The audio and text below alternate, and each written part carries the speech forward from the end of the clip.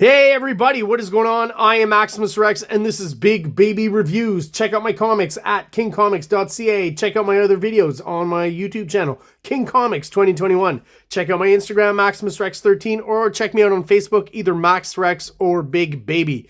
Today, guys, is Dale KEOWN Day. We're looking at the next issue of his PITT run from the early 90s for Image, at least up to this point. This is issue number 7, cover dated December 1994. First things first, this cover, once again, nothing super iconic, kind of getting a lot more of the same with PITT, you know, just those cool looking images of PITT with his big claws out. It is starting to get a little bit old, if I'm being honest. I'm not quite sure what's going on here art-wise. Some of the claws feel a little more angular than usual, so I don't feel, for some reason, like it's Dale KEOWN who inked this, but the rest of it sure looks like it, so I'm not quite sure who inked this. Although the inside art is once again inked by Dale KEOWN in this issue. So just kind of an okay PITT cover. It's pretty dark. Printing-wise, maybe they weren't expecting it to come out this dark, but yeah, and I mean, at this point, all this blue, the covers, the title is blue, everything's blue. I honestly would have just gone monochrome and hit the skin with some blue tones and the claws and stuff, gone all the way blue monochrome, because it's almost there, and I feel like the skin tones kind of shining through is a little odd and just a weird choice. Anyways, not a horrible image, but just not the best for a cover. So let's have a look inside. PITT, excuse me, created by Dale KEOWN. Pencils, ink, story, Dale KEOWN. Story, script, Brian Houghton. Colors, we have a change here, a shift. We used to have Joe Chiodo on colors. Now we've got Steve Oliff. Lettering, Chris Eliopoulos. And yeah, that's basically your team here. So once again, Dale KEOWN on inks. So I definitely feel like, you know, what we're getting here is, it almost feels like when you look at these two characters here and all throughout the next few pages, even the hatching he does here, I have to wonder if maybe some of this is pencils straight to publishing. Like, there's little telltale signs here and there, you know what I mean? It does say inks, but I wonder if maybe this is an early form of him trying, I guess, what, for lack of a better term, what you would call digital inks, excuse me, where you adjust, you know, the brightness, the contrast, the levels and stuff of your pencils to make it appear as though it's inked. I'm not quite sure. I could be wrong. He could be just, you know, inking a little looser here. But I definitely feel, again, when you look at these characters here and some of the way the inks look, this could possibly be pencil. Could still be inks, though. I know there is a point at which Dale KEOWN does basically, you know, his pencils are so tight that they just start using his pencil artwork and just darkening the line. It's that precise. So I'm not quite sure if he's doing it already here, but some of the inks to me appear almost pencil-like. Great design on the ship here. I'd say this is kind of Star Trek. It looks kind of like either, I'm not sure if it's the Klingon or the Ferengi ship. But it's one of those two. Great design. I think the perspective and stuff really works. It's hard to do something with like odd shapes like this in correct perspective. So again, a pretty solid double page spread for an Image comic. You've still got some good storytelling coming on, happening rather. The establishing shot here, right? The establishing shot of the ship is awesome. The overlap on the panel, you know, creates that extra layer. Them running away, the point of view from maybe under the ship looking down is interesting. So it's a great double page splash. And then we get your tried and true Image double page splash. So, you know, just a bunch of cool characters standing around.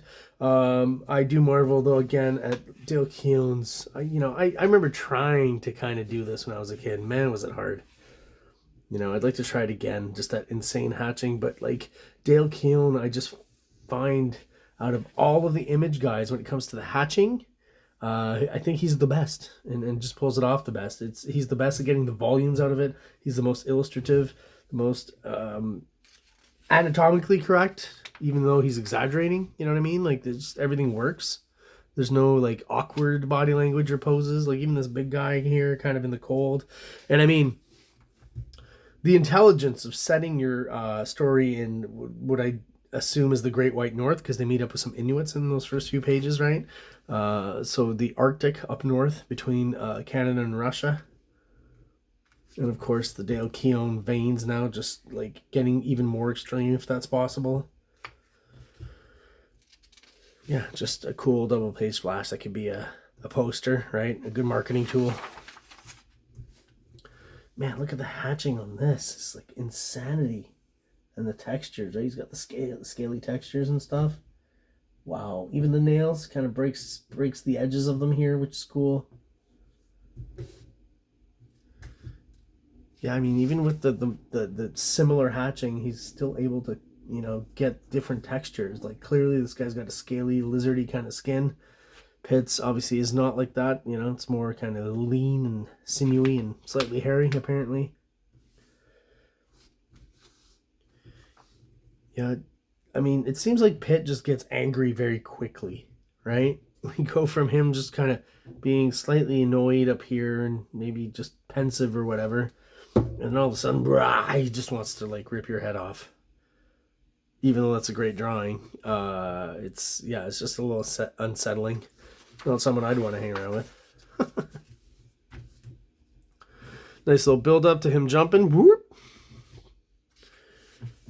This whole actual, you know, the whole panel layout on this page, again, these pages, this is double page spread once again, but there is some storytelling going on, even though, you know, this montage here is just the claws growing. It's a little funny. Maybe 2 would have been enough.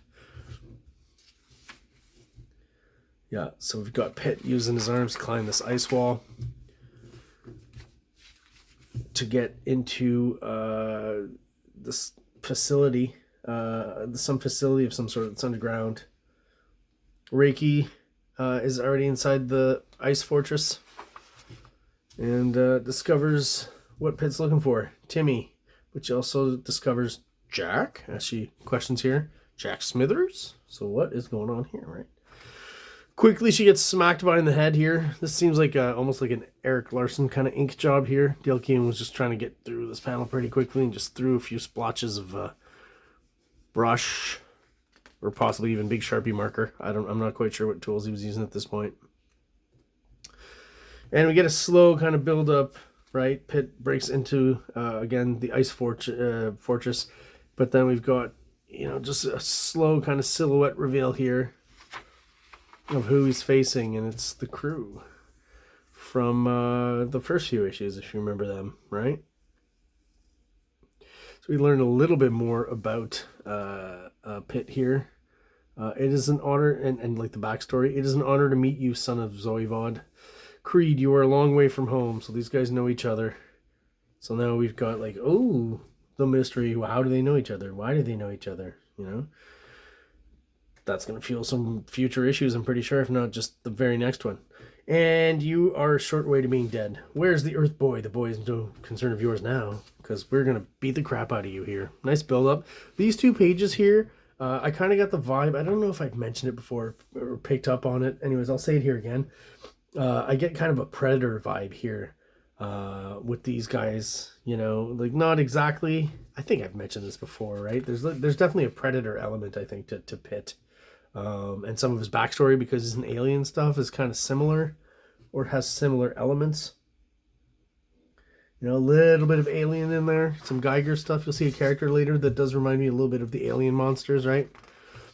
And I guess this issue, we've already seen Pitt kick some ass generally, but now this is to show you how insane it can get when Pitt gets going. So, you know, facing off against a bunch of these guys, getting his ass kicked, then fighting back here, and then all of a sudden they just start lasering him here, and like, you know, from all sides. That can't be good, right?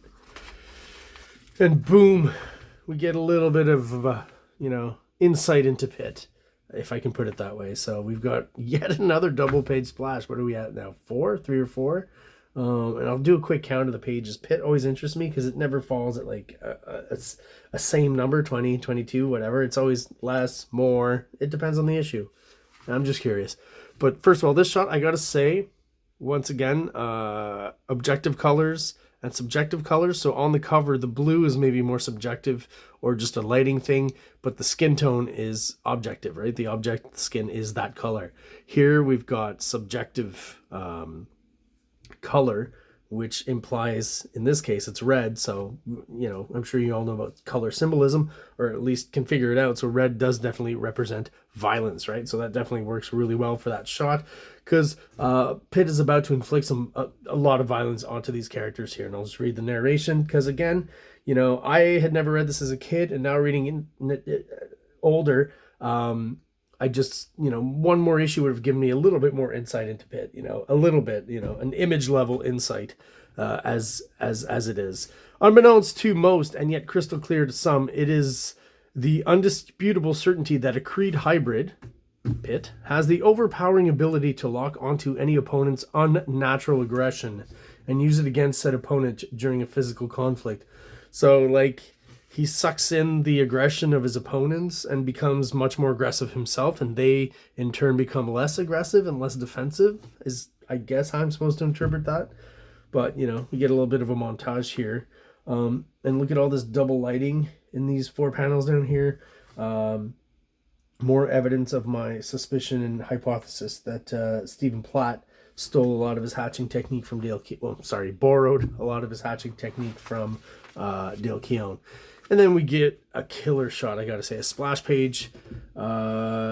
Just, you know, he spent time on this one. It looks great, covered in alien blood. Some of it green, some of it purple. You know, who knows who these guys are really, but I guess we'll find out later.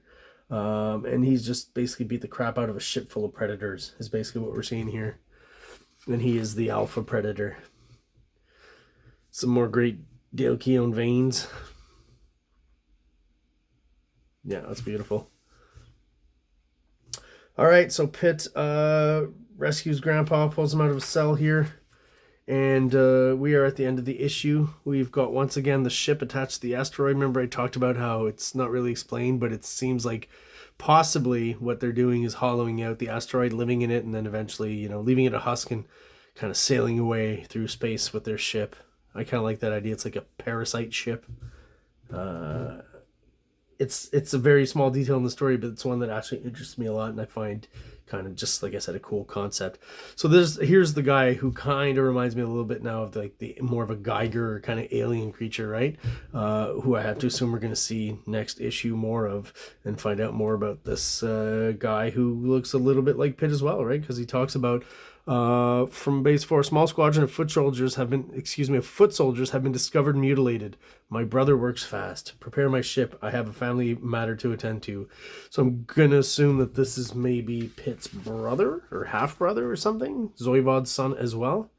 Anyways, guess we'll find out more next issue. So it is a little bit more interesting. I think I've talked about this before, where I think Pitt, you know, for all of its image flash and you know, the character being kind of the butt of jokes and a typical 90s character and all that, the storyline, I gotta say, is somewhat, you know, more interesting than most of the image stuff.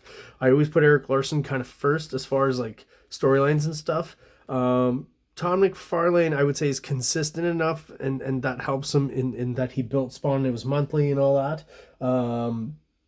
But as far as the actual story being actually interesting, I would say Pitt overall, up to now, and especially with this issue now that I haven't read before, back in the day when I was a kid, is more interesting than Spawn, I gotta say. You know, knowing what Spawn is and now kind of not knowing, because I haven't read any of these issues yet. I read them before the review now, because I haven't read them as a kid. These are all new Pitt issues to me, so definitely kind of intrigued and interested in all the characters, you know, or characters that intrigue me, at least minimally, and I really do appreciate the art. So there's some concern put into the story and the plot line here, and it's not just kind of willy-nilly like some of the, you know, Image team books that I talked a lot about, the Wildcats and the Youngbloods and all their offshoots, right, that were even worse than their kind of flagship titles. Anyways, enough pontificating. This fan art here I thought was pretty cool. It's kind of a Doug Mankey mask kind of vibe going in there, but yeah, character seems bouncy. Looks cool. And that's about it. These two are copied. This is copied. I always find it odd when the artist, like, for sure Dale Keown knows that this was copied off one of his drawings, but at the same time, is he the one really taking care of the letter page? I don't know. And this was, I forget who drew it, maybe Joe Madureira. Or no, some clone who kind of drew like he had Roger Cruz or something, and this is copied off of that. I think it's something like that. So, so the Top Cow ads, it seems like they get from like not so great to worse, because there's a whole series of ads here at the end. So, The Wait Is Over, Mark Silvestri, Chris Claremont. This is an okay ad. You know, if you're into that kind of stuff, it'd probably catch you, right? Oh, wow, cool. Mark Silvestri and Chris Claremont back together again, you know? Then you turn the page and you get a double page spread of Mark Silvestri's Rib Claw, Spring 95. And, I mean, you get kind of a cool shot of Rib Claw and a big up-close shot in the lettering and very 90s, but I do feel it's kind of a waste of a whole page to write Rib Claw so big. The design's a little bit lacking, so there's that. Not horrible, but... And then, boom, you get to the last series of Top Cow ads, and man, they just had no more budget, or, you know, they handed this off to the assistant or something, so you only get one shot. Make it count. No punctuation, no, you know, dots. There is here, but, you know, no exclamation points, nothing. Cyberforce Origin Special Striker, on sale January 1995. So I have to assume there maybe wasn't even any art made up for the comic yet when they advertise this. Maybe you use some Strike Force art by Brandon Peterson or something, just to have something like this. Just the point of a gun that looks nothing like any gun I've ever seen in any Image comic. Just a strange ad, I find.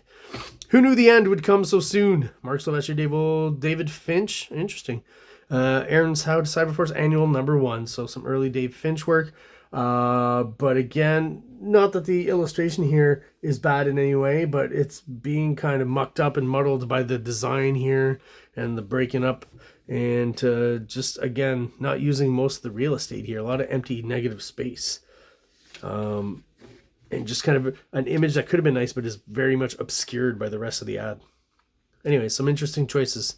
I hope whoever was responsible for the design of these was eventually fired from Top Cow. No, I don't hope anyone gets fired, but, you know, it's that level of design. All right, guys, so there you go. That's my review of PITT #7. If you have any questions, comments, or concerns, please let me know in the comments below. I'll try to respond to you as quickly as possible. If you're subscribed and you're still watching, thank you so much for sticking around. I really appreciate it. Those of you who are watching but are not subscribed yet, please do so below. It only takes a second. It really helps the channel out, helps us grow, and helps get us out there to other people who are into the same kind of stuff that we are, basically comic books. So thank you all for watching, and have an awesome day. You thought I forgot, but page count. 1, 3, 5, 7, 9, 11, 13, 15, 17, 19, 21, 22. Oh, right on the standard. There you go. 22 pages in this PITT issue. Talk to you later. Like! Subscribe! Like! Subscribe!